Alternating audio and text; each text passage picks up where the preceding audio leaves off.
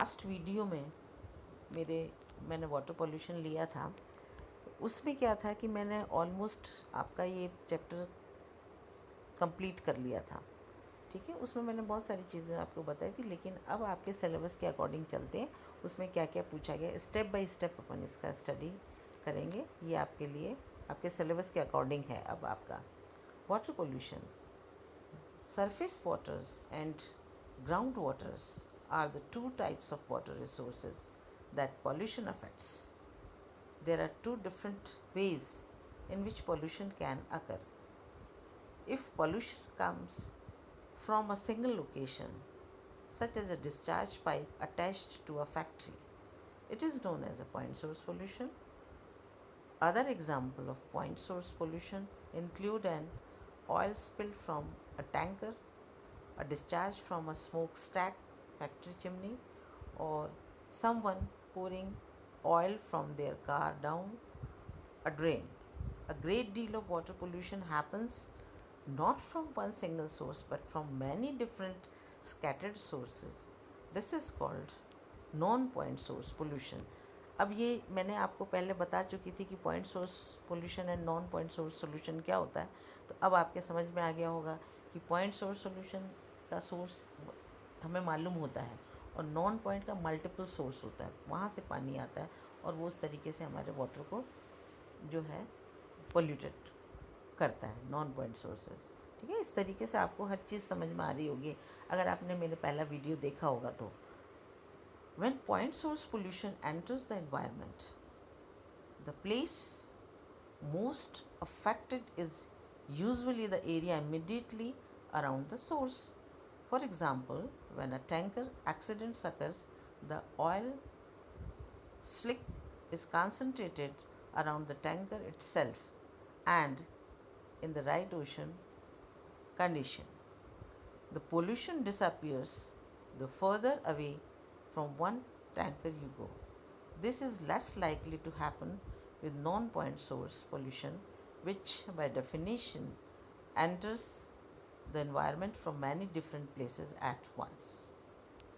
Sometimes pollution that enters the environment in one place has an effect hundreds or even thousands of miles away. This is known as a transboundary pollution.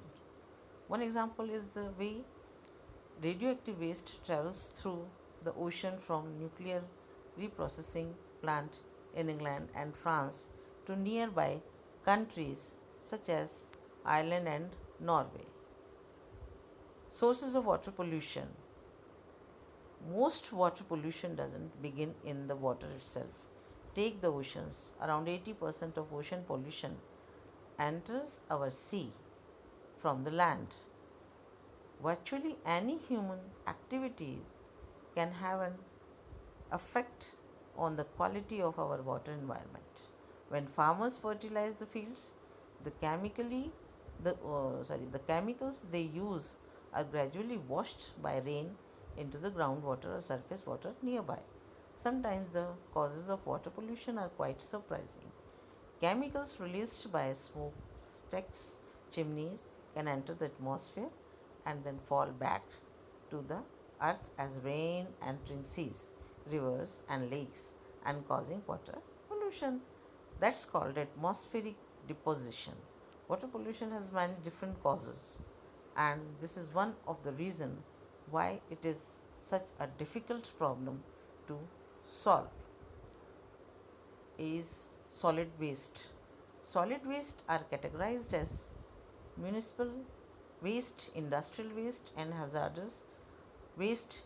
Municipal waste arises from domestic activities of human being. Industrial waste arises from industrial activities, and hazardous waste are the substances which causes hazard to plants, animals, and human beings. Few of the common hazardous waste is radioactive substance, chemicals, biological waste, flammable waste, and explosive. Solid waste impacts water quality through the release of leachate from landfills into water sources. As water comes in contact with decomposing solid waste, It will dissolve with soluble inorganic and organic waste, producing polluted liquid known as leachate or waste juice. The concentration of leachate increases as it seeps into deeper layers of the landfill.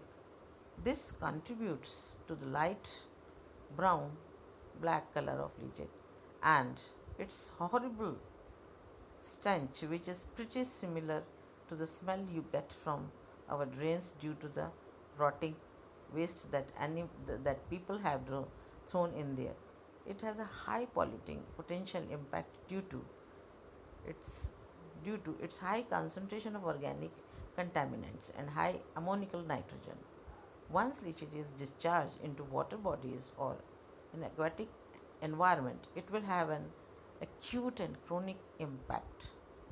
If toxic metals are present, this can lead, this can lead to chronic toxin accumulation in organisms that depends on it and may consequently affect human if we feed on these organisms, example fish, prawn, crabs, etc. Second is the industrial waste.